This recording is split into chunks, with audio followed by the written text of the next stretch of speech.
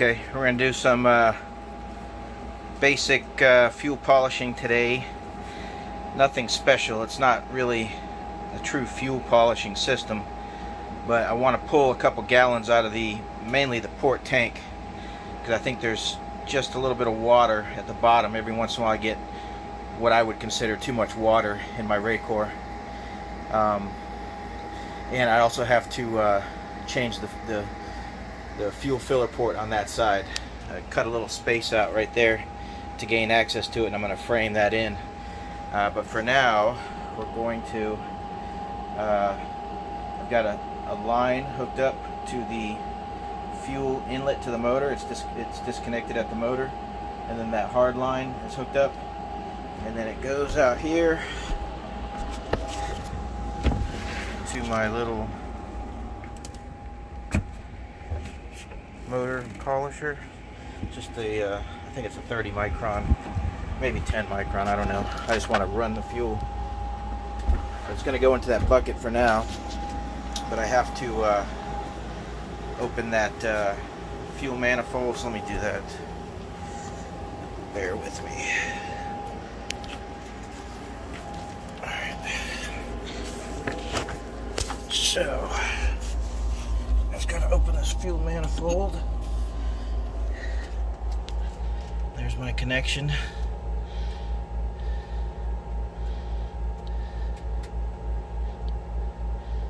Which is leaking a little bit, but I think that's actually what was coming out when I tightened it up. Let me wipe this off. Let's see if it's seeping or not.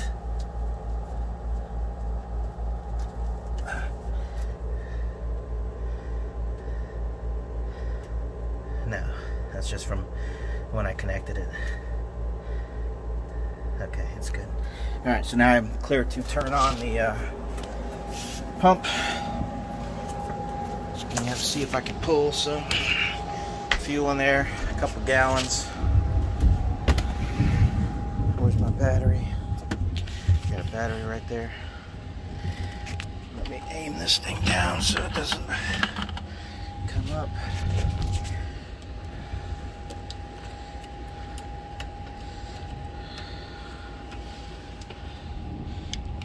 Positive. Oh, Jesus Christ. Just got some lightning up there. Probably not the best time to do this. Let's see what we get here. Okay, solid fuel. It's gonna get a gallon or so out of here. That looks good. Now it should gush out there. I don't want to take too much out.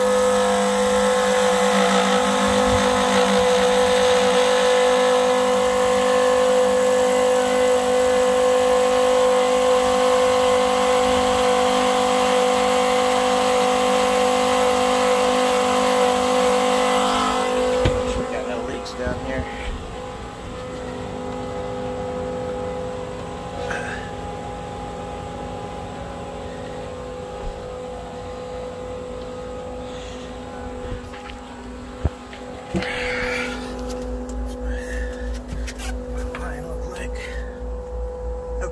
Good. Actually, I'm not getting a lot of water out. It's flowing a lot more fuel now than it would as if the engines were running. So it's actually not that bad.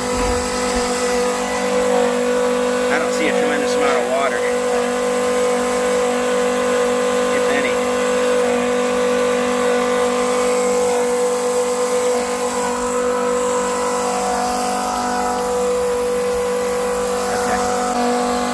That's good enough. I don't want to do too much with the storm.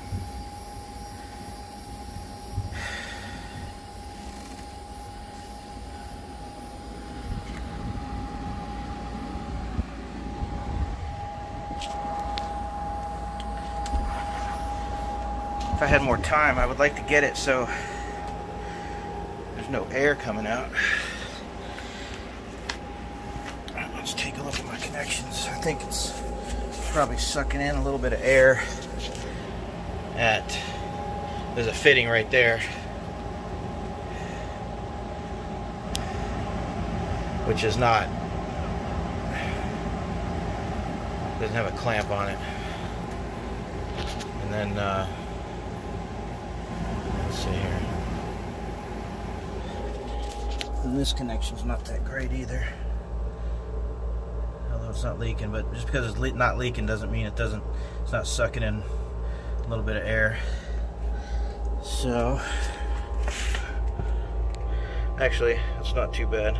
I gotta clean that Raycor bowl, but I just sucked out a gallon or so in about, what, 1 minute. And if there was a lot of fuel down there, I would expect to see it. You can see it bubble through that Raycor, but not too bad. Alright, boat's a mess again. Fluctuates between a mess and then putting it all back together, and starting another project, and then everything gets destroyed. So the latest project is, actually, I just posted something about how great the dry bilge works, and I came down here today and it wasn't working. I had about 1 inch of water like you normally would. A lot of rain here today, but there was a little bit of water. So troubleshot, and what it was this timer. And when I hooked up the dry bilge, it had a timer right in this spot, but it was old. I don't even know what they used it for, probably lights or who knows what.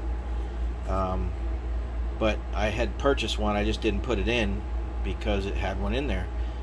The old one was a real pain in the butt to program, so this one right here is much better. It's really easy to program.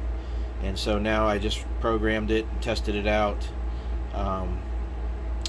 and it's coming on 4 times a day for 15 minutes each time, and so that works good. Finished that, and then did a little bit of the as you saw earlier, a little bit of fuel polishing, although because of the thunderstorm I wasn't able to really do much, but I did enough to know that I really don't have a lot of water down there, at least not a tremendous amount. But what I need to do is probably tomorrow or the next day I'm going to come down here and let it run, pull it out of the pump, the fuel pump on the engine driven fuel pump, and then plumb it through that battery operated pump that I have, and then back into the tank, so that I can just let it cycle through and keep an eye on the Raycor and do one side and then the other, and select each fuel tank, let it run for at least, I don't know, 15 minutes, maybe 20. There's no reason, not to go for a long time, because it's just cycling right through. But the fuel isn't necessarily dirty, it's just a little bit of water sometimes that seems to get in there. So anyways, the other things I did today, I have this Dickson stern thruster. Oops, it's armed, and the switch was intermittent right there, and then none of these indicator lights worked. So I changed the switch and got LED lights. So that's arm, that's starboard, that's port. So if the engine was running, we would go port or starboard when I hit those things. As it sits right now, all it does is hit an actuator on the magnetic clutch on the hydraulic pump on the engine, and also opens or closes the valve. So without the engine running, nothing happens. So that's good. And then my wife wanted this switch because the engine start, engine stop, it was a silver switch over here, just a silver, a switch just like that, but without the black button, because it was broken. It was a silver switch, and then it had a black switch over here, so she could never figure out which one was start, as she would help me do things when I was in the engine bay. So I added this switch, and she wanted it in there just to make it foolproof, and it helps me too. Sometimes I would have to think about it real quick before. So a little bright. Can you see it? Yeah, there you go. So engine start, and of course that's stop. I gotta relabel those. But so make sure we're neutral. Alright.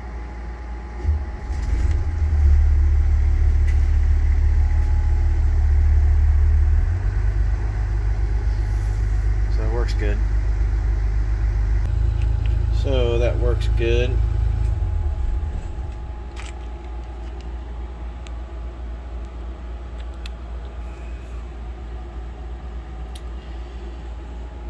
And I don't know, guess that's it for now.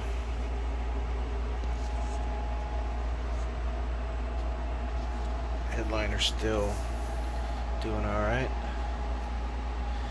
I cut a hole in there. I had to make a little frame, you know, in the existing wood that was removed, because that's the fuel fill hose for the left side, and there's just no access to it. You can actually see it there. Maybe. Let me get a flashlight.